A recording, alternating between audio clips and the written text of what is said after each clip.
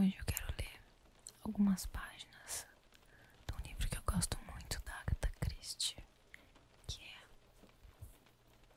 A Noite das Bruxas. Para vocês entenderem mais ou menos o contexto só. Se eu explicar aqui do que se trata a história, acredito que já fica mais fácil de entender. Bom, a história aqui mais ou menos ela conta.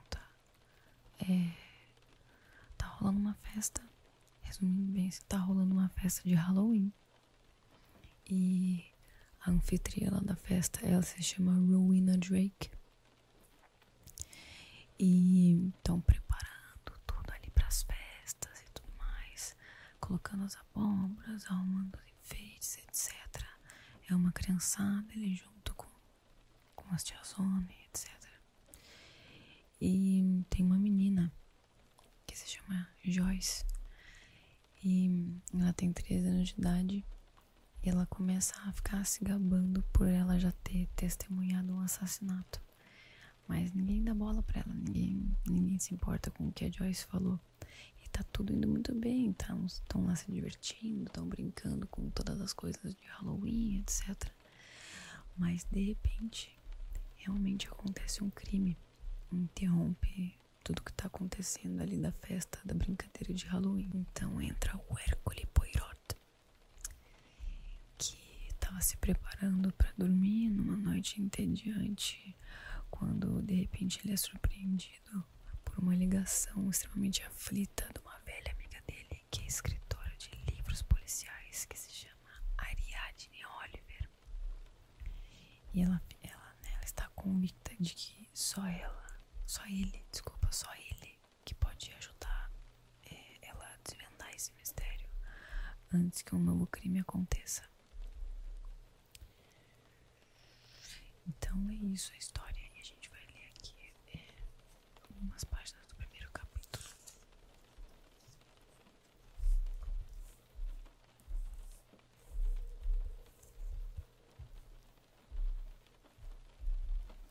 Tá.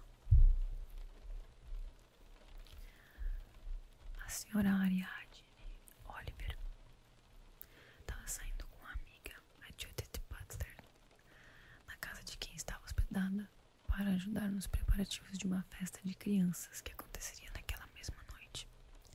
No momento, a cena era de uma agitação caótica. Mulheres cheias de energia entravam e saíam arrastando cadeiras, mesinhas, trazendo vasos de flores e carregando grandes quantidades de abóboras amarelas, que eram arrumadas estrategicamente em lugares específicos. Tudo isso para a tradicional festa de Halloween, que era exclusiva para convidados na faixa etária dos 10 aos 17 anos de idade. A senhora Oliver, afastando-se do grupo principal, encosta-se numa parede e levanta uma grande abóbora amarela, olhando para a abóbora de uma maneira crítica. A última vez que vi uma abóbora dessas, disse tirando o cabelo grisalho da testa proeminente, foi no ano passado. Nos Estados Unidos, centenas de abóboras espalhadas pela casa. Nunca vi tantas. Na verdade, acrescentou pensativa, eu nunca soube a diferença entre abóbora e abobrinha. Essa aqui, o que é? Desculpe, querida, disse a senhora Butler, ao pisar nos pés da amiga. A senhora Oliver comprimiu-se mais ainda contra a parede. A culpa foi minha, disse. Eu estou no meio do caminho, mas fiquei impressionada em ver tantas abóboras, ou abobrinhas, sei lá. Elas estavam em toda parte, nas lojas, nas casas das pessoas, com velas ou lâmpadas dentro delas ou enfiadas na polpa.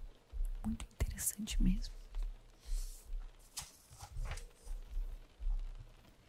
Mas não era para o Halloween, era para o dia de ação de graças. Sempre associei abóboras com Halloween, que cai no final de outubro. O dia de ação de graças é bem depois, não? Não é em novembro, lá pela terceira semana do mês? De qualquer maneira, o Halloween aqui é no dia 31 de outubro, não? Primeiro Halloween e depois vem o quê? Dia de finados? Em Paris, nesse dia, Todo mundo vai ao cemitério colocar flores nos túmulos, mas não é um feriado triste. As crianças também vão e se divertem. Primeiro passamos no mercado de flores e compramos um monte de flores, uma mais bonita do que a outra. Não existem flores mais lindas do que as do mercado de Paris. As mulheres atarefadas esbarravam de vez em quando na senhora Oliver, mas não lhe davam atenção, envolvidas demais no que estavam fazendo. A maioria era composta por mães de família e uma ou duas solteironas.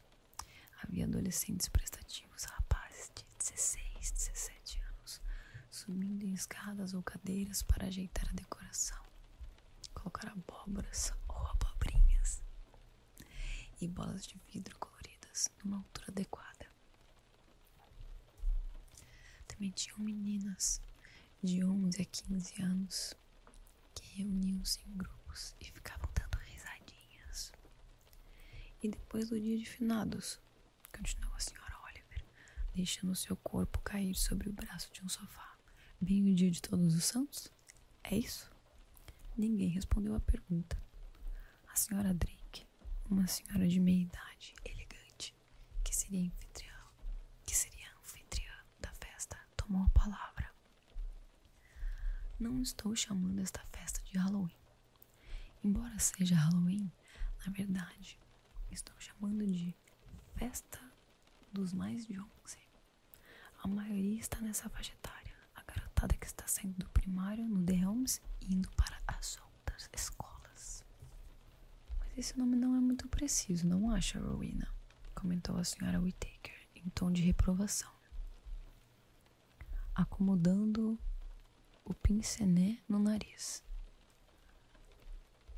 Cara, o que é um pince-nez? Pesquise no Google o que é um pince-nez. Deve ser alguma coisa em francês.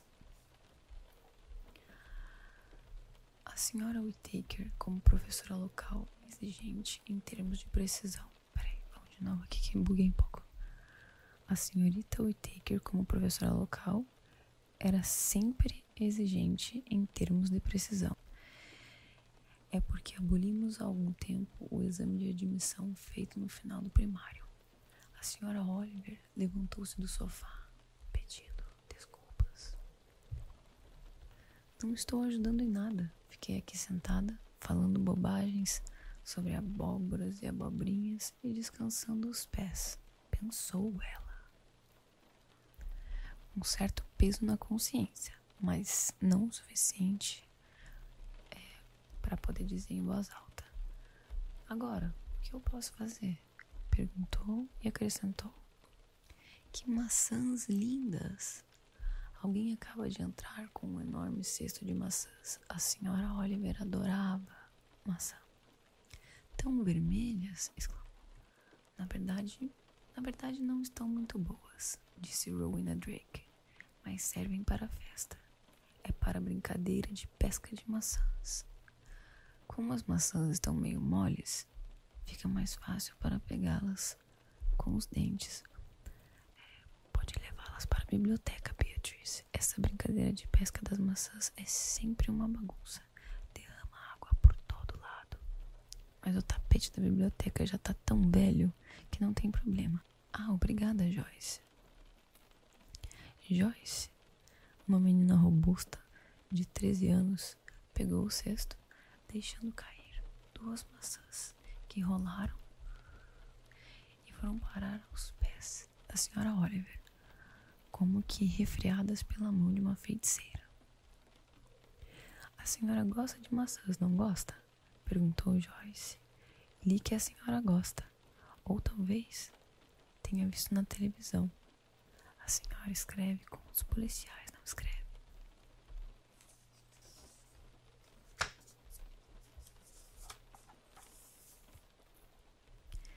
Escrevo, respondeu a senhora Oliver. Deveríamos ter pedido para a senhora preparar alguma coisa relacionada a assassinatos.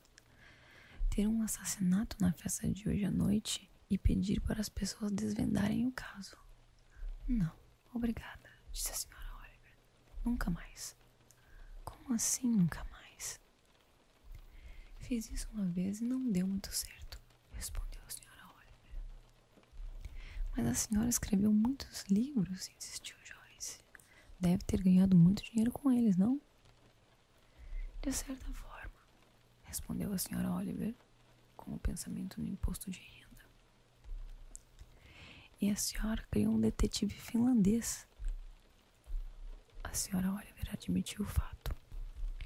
Um garotinho impassível que ainda não deveria ter chegado à idade de fazer o exame de admissão, concluiu a senhora Oliver e indagou friamente. Por que finlandês? Muitas vezes me fiz a mesma pergunta, confessou a senhora Oliver. A senhora Hargreaves, a esposa do organista, entrou na sala com a respiração ofegante, carregando uma grande bacia verde de plástico. Que tal isso para a pesca das maçãs? Perguntou. Achei alegre. Melhor uma bacia galvanizada, opinou a senhorita Lee, a assistente do médico. Não entorna tão fácil. Onde vai colocá-la, senhora Drake? Acho que o melhor lugar é a biblioteca. O tapete de lá é velho e sempre derrama água. Está bem, levaremos tudo para lá. Rowena, eis aqui outra cesta de maçãs. Deixe-me ajudar, disse a senhora Oliver. Apanhou as 2 maçãs que haviam caído no chão e, quase sem perceber o que estava fazendo, enfiou os dentes em uma delas. Mastigando ruidosamente, a senhora Drake, num gesto firme, arrancou a segunda maçã da sua mão e a devolveu o cesto. Ouviu-se um burburinho de pessoas conversando. Sim, mas onde vamos colocar a tigela do Snapdragon? Melhor colocá-la na biblioteca, que é o cômodo mais escuro. Não, vamos colocá-la na sala de jantar. Primeiro temos que cobrir a mesa. Tem um pano verde felpudo. Depois cobrimos com a lona de borracha. E os espelhos? Será que realmente veremos nossos maridos neles? Descalçando-se discretamente, a senhora Oliver voltou a sentar no sofá e, mastigando ainda sua maçã, observou a sala cheia de gente. Se eu fosse escrever um livro sobre todas essas pessoas, como faria? Parecem ser pessoas legais, de um modo geral, mas como saber? Pensou com a sua mente de escritora. De certo modo, pensava, era fascinante não saber nada sobre aquelas pessoas. Todas viviam em Woodley Common. Tinha uma vaga lembrança de alguma coisa que Judith lhe contara sobre elas. A senhorita Johnson, alguma coisa relacionada com a igreja. Não era a irmã do vigário? Sim, claro, era a irmã do organista. Rowena Drake, que parecia ser a manda-chuva de Woodley Common, a mulher esbaforida que trouxera aquela bacia de plástico horrível. É que a senhora Oliver nunca gostara de artigos de plástico. E havia também as crianças e os adolescentes. Snapdragon, que eu tinha falado ali antes. Tá aqui. É a brincadeira do período vitoriano que consistia em pegar passas numa tigela em chamas e jogá-las ainda ardendo na boca. Que joguinho mais desgraçado. Até o momento eram somente nomes para a senhora Oliver. Havia uma Nan, uma Beatrice, uma Katie, uma Diana, uma Joyce, prepotente, curiosa. Não gosto muito dessa Joyce, pensou a senhora Oliver. Uma moça chamada Anne, de aparência altiva. Havia 2 rapazes que pareciam acostumados a tentar diferentes estilos de penteado, sempre com resultados infelizes. Um garotinho bem pequenininho entrou na sala com uma certa timidez. A mamãe mandou esses espelhos para ver se serve, disse, com uma voz ligeiramente ofegante. Muito obrigada, Ed, disse a senhora Drake, pegando os espelhos. São espelhos comuns de mão, comentou a moça chamada Anne. Será que realmente veremos o rosto de nossos futuros maridos neles? Algumas deverão ver, outras não, afirmou a Judith Butler. senhora já viu o rosto de seu marido numa festa? Digo, numa festa como essa? Claro que não, intrometeu-se Joyce. Ela poderia ter visto, insistiu a Beatrice, com seu ar de superioridade. Li um de seus livros, disse Anne à senhora Oliver. O peixe dourado à beira da morte. Achei muito bom, comentou, com amabilidade. Não gostei desse, declarou Joyce. É chata, né? Tinha pouco sangue. Gosto de assassinato com muito sangue. Um pouco repugnante, não acha? Disse a senhora Oliver. Mais emocionante, disse a Joyce. Não necessariamente, retorquiu a senhora Oliver. Eu já vi um assassinato, disse Joyce. Não diga besteira, Joyce, repreendeu a senhorita Whittaker, a professora. Mas eu vi. Viu? Perguntou a Kate, olhando para Joyce com olhos arregalados. Você viu um assassinato de verdade? É claro que ela não viu, disse a senhora Drake. Para de falar bobagens, Joyce. Eu vi um assassinato sim, continuou Joyce. Eu vi.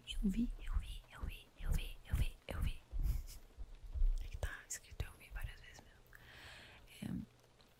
Um rapaz de 17 anos, trepado numa escada, olhou para baixo com interesse. Que tipo de assassinato? Quis saber ele. Não acredito nisso, falou a Beatrice. E não é para acreditar mesmo, disse a mãe da Kate. Ela está inventando. Não estou não, eu vi. Por que você não foi à polícia? Perguntou a Kate. Porque eu não sabia que era um assassinato quando vi. Não era. Até muito tempo depois. Quer dizer, só depois que eu comecei a perceber que era um assassinato. As coisas que alguém disse 1 ou 2 meses atrás, de repente, me fez pensar. É claro, aquilo que eu vi foi um assassinato. Viram? Ela está inventando tudo. Essa história não faz sentido, disse Anne. Quando foi que aconteceu isso? Perguntou a Beatrice. Há anos, respondeu Joyce. Eu era bem pequena na época. Quem matou quem? Beatrice continuou o inquérito. Não vou dizer para ninguém. Vocês estão muito horrorizados.